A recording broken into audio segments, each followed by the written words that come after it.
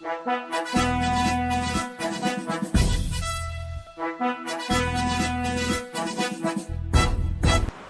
నిజాలు చెప్పే భారత్ ఎన్బిటీవీకి స్వాగతం. నేను మీ జేకే. సోదరులారా, కొత్త కొత్త చట్టాలను తీసుకురావడం మన ప్రభుత్వాలకి బాగా ఆనవాయితీ అయిపోయింది. ఏ విధంగా ప్రజల్ని దాచుకుందాం అనే తరహాలో మారిపోతుంది ప్రభుత్వాలు. కేంద్ర ప్రభుత్వం కొత్త చట్టాన్ని తీసుకొచ్చింది. Hit and run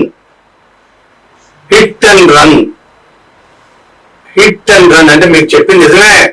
hit and run అంటే గుద్దేసి పారిపోవడం.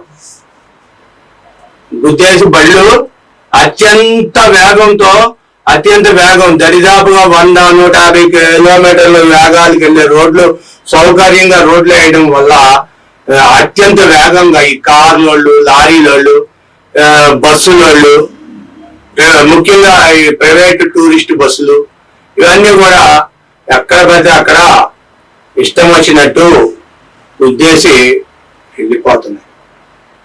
కొన్ని బస్సులు దాని అంతలో అయ్యే తగలబడిపోతున్నాయి. కొన్ని కార్లు కంపెనీలు, కియా కార్లు, కొన్ని కార్లు అవి బండి దానికి ఎవరు గుద్దక్కలా పక్కన ఆపితే అదే తగలబడిపోతుంది. ఎందుకు ఇలా జరుగుతుంది, దీనికి పరిష్కారం ఏంటి అనేది ప్రభుత్వం చూస్తుంది.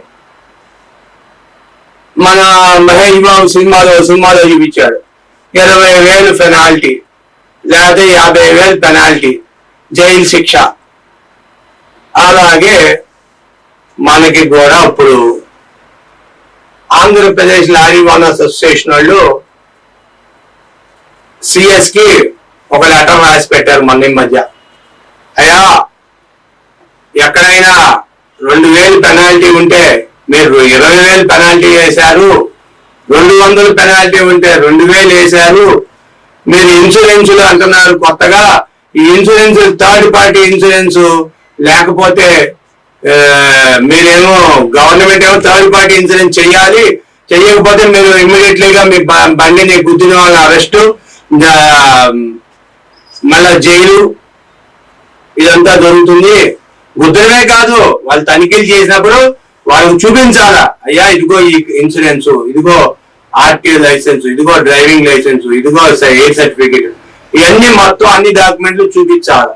చూపిస్తే గాని బండి వదలరు. అయితే లారీ ఓనర్స్ అసోసియేషన్ వాళ్ళు సెక్రటరియట్కి వెళ్ళి, అయ్యా మేము మీ ఎన్ని పెనాల్టీలన్నీ డబల్ కట్టేశారు, ఒక పక్క డీజిల్ పెరిగిపోయింది రేటు, ఒక పక్కేమో మళ్ళా ఇది అంటున్నారు, ఇవన్నిటి వల్ల మేము బళ్ళు నడపలేము, మేము నడపకపోతే ప్రజాస్వామ్యం దెబ్బతింటుంది, కాబట్టి ఎలాగా అంటే థర్డ్ పార్టీ లైసెన్స్ తీసుకోండి, ఇన్సూరెన్స్ చేయండి. థర్డ్ పార్టీ అంటే ఎవరికైతే దెబ్బ తగిలిందో వారికి మాత్రమే ఇన్సూరెన్స్, వాళ్ళకి డబ్బులు వస్తాయి. కానీ వెహికల్ డ్యామేజ్ అయిన దానికి కానీ, వెహికల్ కి సంబంధించిన డ్రైవర్లకు కానీ, క్లీనర్లకు కానీ ఏమైనా డ్యామేజ్ అయితే వాళ్ళకి ఇన్సూరెన్స్ రాదు. ఆ విధంగా ఇప్పుడు కొత్త చట్టాలు తీసుకొస్తున్నారు. ఇప్పుడు మీ బైకులు అమ్మా స్పీడ్ లో వెళ్ళిపోతున్నాయి. ఈ చట్టం ఏప్రిల్ 13వ తారీఖున ఎప్పుడో వచ్చేసింది. కానీ ఇప్పుడు వరకు ఎలక్షన్ ఉందని అదని తాత్కాలికంగా అలా పోస్ట్ పోన్ చేసుకుంటూ వచ్చారు. కానీ ఇక నుండి రోడ్ల మీద మిమ్మల్ని పోలీసులు తనిఖీ చేసినప్పుడు మీ థర్డ్ పార్టీ ఇన్సూరెన్స్, బండి నెంబరు సరిగ్గా నెంబర్ ప్లేట్ లేకపోవడం అయినా, లేదంటే మీ డ్రైవింగ్ లైసెన్స్ లేకపోయినా, పొల్యూషన్ చెకప్ లేకపోయినా, ఏది లేకపోయినా మీ పైన ఫస్ట్ వార్నింగ్ 2,000 పెనాల్టీ, సాధారణ జైలు శిక్ష 2 రోజులు లేకపోతే 6 రోజులు.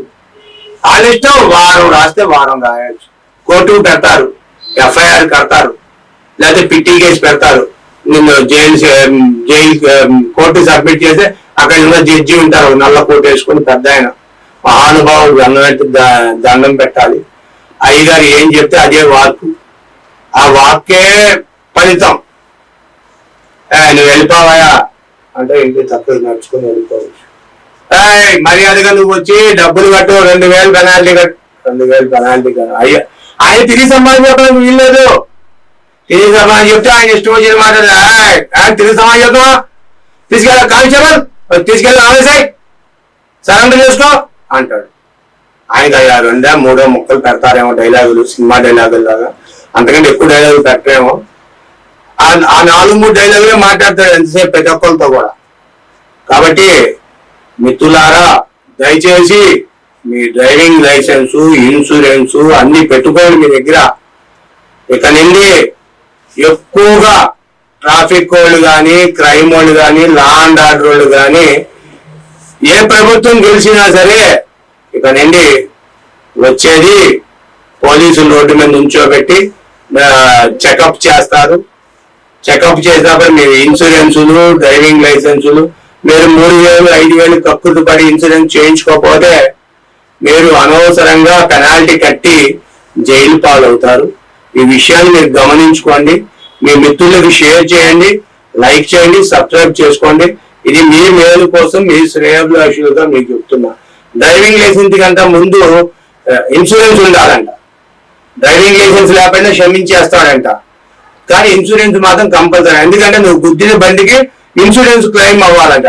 నువ్వు డబ్బులు నువ్వు వెళ్ళిపోతావు గుద్దేసి, పెద్ద వయసు వాళ్ళు లేకపోతే మనిషికి డ్యామేజ్ అయింది, ఆయన డబ్బులు ఎవరు ఇస్తారు? పోలీసు వాళ్ళు ఎవరు?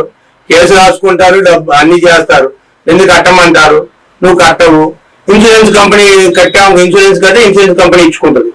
కాబట్టి మిత్రులారా, దయచేసి ప్రతి ఒక్కరు కూడా ఇన్సూరెన్స్ చేయించుకోండి, లైక్ చేయండి, సబ్స్క్రైబ్ చేయండి. Thank you for watching our channel. Thank you.